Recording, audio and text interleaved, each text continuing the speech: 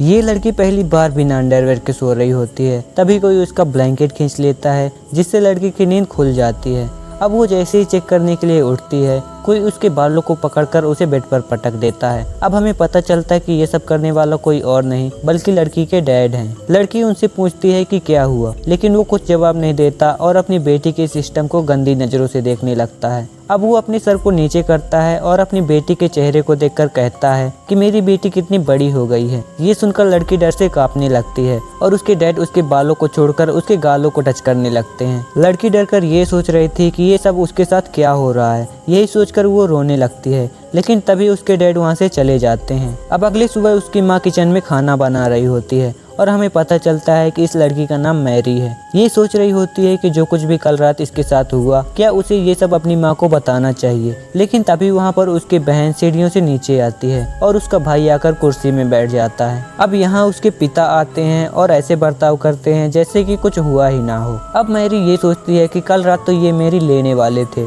और अब ऐसी एक्टिंग कर रहे हैं जैसे कि कुछ हुआ ही ना हो। ये सोचकर मैरी वहाँ से उठकर चली जाती है। अब यहाँ उसकी मॉम खाना लाती है और उसे टेबल पर जोर से पटकती है, जिससे कि किसी को कुछ भी समझ में नहीं आ रहा था कि ये सब हो क्या रहा है। अब उनकी मॉम अजीब तरीके से खाना खाती है, जैसे कि उन्होंने कई दिनों से खाना ना खाया हो। मॉम को ऐसे खाते हुए देखकर सब डरने लगते हैं। मैरी का छोटा भाई खाना उगल देता है और कहता है कि खाने में बहुत ज़्यादा नमक है। तभी मॉम मैरी के भाई के प्लेट से खाना झपटकर उठा लेती है और पागलों की तरह खाने लगती है। आखिर इस लड़की के साथ क्या हो रहा है? जब से ये लोग नए अपार्टमेंट में शिफ्ट हुए हैं, तब से इनके साथ अजीब अजीब सी घटनाएं हो रही हैं। इनके पड़ोसी कभी इनके यार्ड में अजीब सा स्टैचू लगा देते हैं, तो कभी इनके घर के सामने मरा हुआ जानवर लटका देते हैं और साथ ही इसके पिता हर रात इसकी लेने जाते हैं। उसके अलावा रोज सुबह उसकी मॉम जानवरों की तरह खाना खाती है। अब एक दिन वो अपना बचा हुआ खाना बेटे को खाने को कहती है, लेकिन उसका बेटा ये खाना खाने से मना कर देता है और डैड की तरफ देखने लगता है। उसके डैड उससे कहते हैं कि अगर तुम्हें खाना नहीं खाना तो मत खाओ। ये सुनकर मॉम डैड की ओर गुस्से से देखती है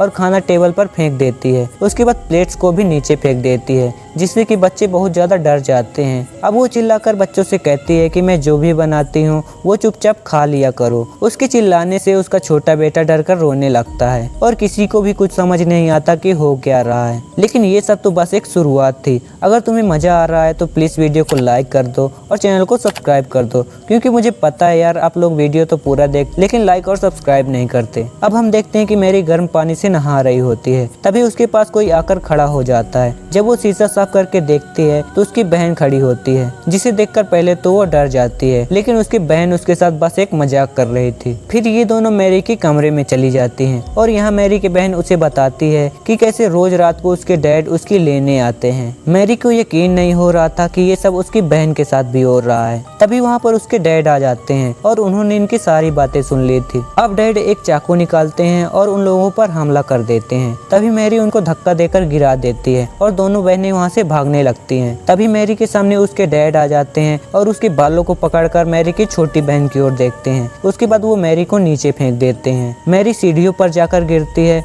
और बेहोश हो जाती है। अब मैरी की बहन डरकर भागने लगती है, लेकिन जब वो पीछे मुड़कर देखती है तो उसके पीछे कोई नहीं होता। अब उसके डैड स्टोर रूम में जाते हैं और वहाँ से एक हथौड़ा निकाल कर लाते हैं। तभी हम देखते हैं कि मैरी को होश आता है और वो अपनी बहन को बचाने के लिए उसे ढूंढने लगती है, लेकिन एकदम से उसे एहसास होता है कि उसके पीछे कोई खड़ा है। और जब वो पीछे मुड़कर देखती है तो उसके डैड उसके पीछे हथौड़ा लेकर खड़े हुए थे और वो मैरी के ऊपर वार करने ही वाले होते हैं कि मैरी की बहन ऐना जोर से चिल्लाती है, जिससे उसके डैड रुक जाते हैं। अब ऐना डैड के सर पर जोर से कुछ मारती है, लेकिन डैड को कुछ नहीं होता, जिससे डैड गुस्सा होकर ऐना के ऊपर हथौड़े से वार करते हैं, लेकिन ऐना नीचे झुक जाती है, जिससे हथौड़ा दरवाजे पर लगता है। जिसके बाद नीचे के कमरे से एक आवाज आती है जो मैरी के डैड की थी। वो ऊपर आ रहे थे। तभी ये आदमी हथौड़ा फेंक देता है और दूसरे रूम में चला जाता है। अब उनके डैड ऊपर आ जाते हैं और उस हथौड़े को देखते हैं। डैड को देखकर दोनों बहनें बहुत ज्यादा डर जाती है। फिर डैड दरवाजे के उस निशान को देखते हैं और वो दोनों से पूछते हैं कि क्या तुम दोनों लड़ाई कर रही थी, लेकिन वो दोनों कुछ भी जवाब नहीं देती। जिसके बाद उनका भाई अपने कमरे से निकल कर आता है। तभी मैरी उससे कहती है कि तुम यहाँ से भाग जाओ। अब हम देखते हैं कि मैरी की मॉम उस हथौड़े को उठा लेती है और वो उन लोगों पर हमला करने लगती है। डैड उसे रोकने की कोशिश करते हैं लेकिन वो उन्हें धक्का मारकर गिरा देती है। अब मॉम एक अजीब तरह की स्माइल करती है और वो टूटे हुए कांच के टुकड़ों पर पैर रखकर वहाँ से चली जाती है। अब नीचे से एक औरत की आवाज आती है और वो इन लोगों की मॉम की थी।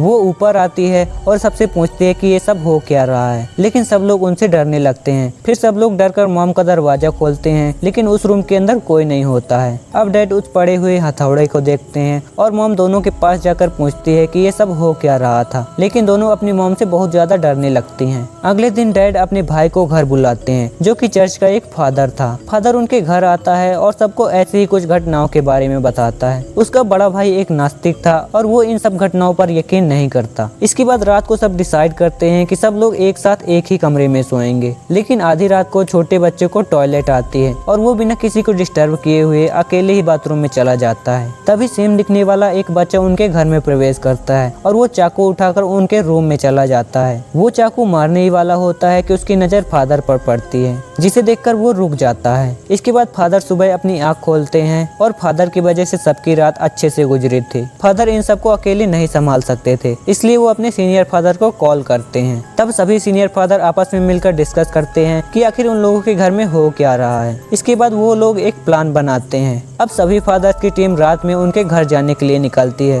लेकिन रास्ते में ही एक कौवा उनकी कार के ऊपर अटैक कर देता है, जिससे उनकी कार का बैलेंस बिगड़ जाता है और कार एक गड्ढे में गिर जाती है। दूसरी तरफ डैड मैरी को एक बेड से बांध देते हैं। मैरी की मॉम उन्हें ऐसा करने से मना करती है, लेकिन डैड उसे समझाते हैं कि सब कुछ ठीक करने का बस यही एक तरीका है। देर रात उसके फादर खून में लथपथ उसके घर आते हैं और बताते हैं कि सभी फादर्स की डेथ हो चुकी है। अब जो कुछ भी करना होगा हमें ही करना होगा। मैरी को बेड से बंधे देखकर वो मैरी के साथ कुछ करना चाहते थे, लेकिन उन्हें इस बात का डर लग रहा था क्योंकि लास्ट टाइम जब उन्होंने एक्सोर्सिज्म करने की कोशिश की थी तो उस शैतान ने उनकी पूरी फैमिली को मार दिया था और उनको इस बात से डर लग रहा था कि ये शैतान उनके भाई की फैमिली को भी ना मार दे। अगर उनके भाई की फैमिली को कुछ हुआ तो वो जिंदगी भर अपने आप को माफ नहीं कर पाएंगे। अब मैरी के डैड घुटनों पर बैठकर उस फादर से भीख मांगते हैं कि हमें कुछ करना ही होगा, नहीं तो शैतान उन सबको मार देगा। अब फादर एक कैंडल जलाते हैं और मैरी के ऊपर एक पवित्र पानी छिड़कते हैं। मैरी इस वजह से चिल्लाने लगती है, उसे समझ नहीं आता कि ये सब उसके साथ हो क्या रहा है। तभी फादर मैरी के सीने पर एक क्रॉस रख देते हैं और वो एक लकड़ी की छड़ी से मैरी को मारने लगते हैं, जिससे मैरी दर्द से चिल्लाने लगती है। अब मैरी उनसे पूछती है कि वो सब मैरी के साथ ऐसा क्यों कर रहे हैं। तब फादर मैरी के डैड से पूछते हैं कि क्या वो ये सब कुछ जारी रखना चाहते हैं, जिससे मैरी के डैड मैरी के पैरों को पकड़ लेते हैं जिससे कि मैरी हिल ना पाए। अब मैरी जोर जोर से रोने और चिल्लाने लगती है और फादर मैरी को उस छड़ी से मारता ही जाता है और ये सब देखकर मैरी के डैड रोने लगते हैं। फिर फादर दूसरी छड़ी निकालते हैं और मैरी को फिर से मारने लगते हैं,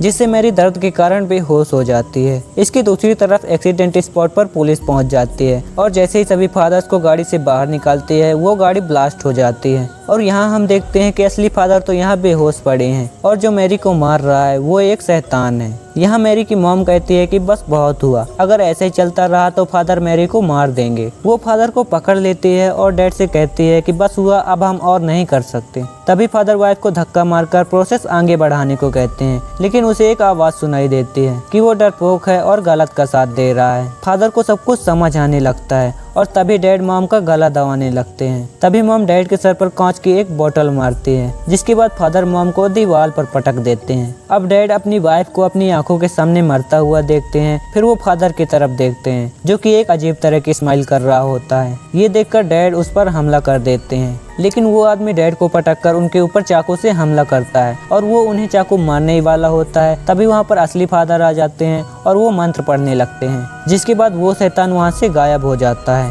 अब हम देखते हैं कि मैरी बहुत ज़्यादा जख्मी हो चुकी थी और वो अपने डैड से पूछती है कि उसके डैड ने ये सब उसके साथ क्यों होने दिया। फिर फादर मैरी के सामने एक मिरर रखते हैं, जिससे कि वो शैतान मैरी के शरीर से बाहर आ जाता है। इसके बाद फादर उस शैतान को अपने अंदर समा लेते हैं और मैरी के डैड को बोलते हैं कि वो उसे मार दें। मैरी के डैड फादर के पेट में उस क्रॉस को घुसा देते हैं, जिससे कि फादर और वो शैतान दोनों खत्म हो जाते हैं। और दोस्तों, ये मूवी यहीं पर समाप्त हो जाती है। अगर आपको मूवी का एक्सप्लेन अच्छा लगा हो तो प्लीज़ वीडियो को लाइक करके इस पर एक अच्छा सा कमेंट कर देना। और हाँ, अगर तुम इसी तरह की एक और मूवी देखना चाहते हो तो लेफ्ट वाली वीडियो पर क्लिक कर सकते हो। अगर तुम्हें सिर्फ रोमांटिक मूवी देखना है तो राइट वाली बेस्ट रहेगी।